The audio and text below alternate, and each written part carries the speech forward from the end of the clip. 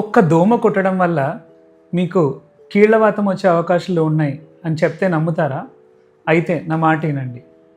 మామూలుగా వర్షాకాలంలో మన ఇంటి చుట్టూ ఉన్న పరిసరాలని శుభ్రంగా పెట్టుకోకపోతే ఈ ఇరిగిన డ్రమ్ము, పాడైన టైర్లు, కొబ్బరి బొండాలు వీటిలో నీళ్ళు నిండిపోతుంది.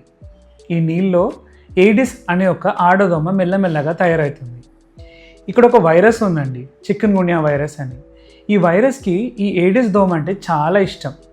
సో వీళ్ళిద్దరు కలిసి మెల్లగా పెరిగి ఈ దోమ ఎప్పుడైతే మనల్ని కుడుతుందో కుట్టిన ఒక 5 రోజుల తర్వాత అధిక జ్వరం, చలితో కూడిన అధిక జ్వరం, తలనొప్పి, మెడనొప్పి, కీళ్ళ కీళ్ళవాపులు, ఒంటి మీద దద్దరలు, ముఖం మీద నల్లటి మరకలు ఇవన్నీ వస్తాయి అన్నమాట.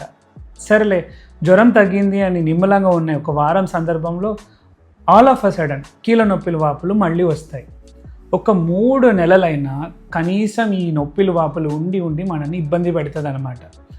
100 మందిలో 90 మందికి దానికదే తగ్గినా కూడా ఒక 3 నెలల తర్వాత కొంతమందికి 10 మందికి నిరంతరంగా కీళ్ళవాతం లాగా మారిపోయే అవకాశాలు ఉన్నాయి. కాబట్టి మీ ఇంటి చుట్టూ పరిసరాలని శుభ్రంగా పెట్టుకోండి, ఈ దోమ నుంచి దూరం ఉండండి. Thank you.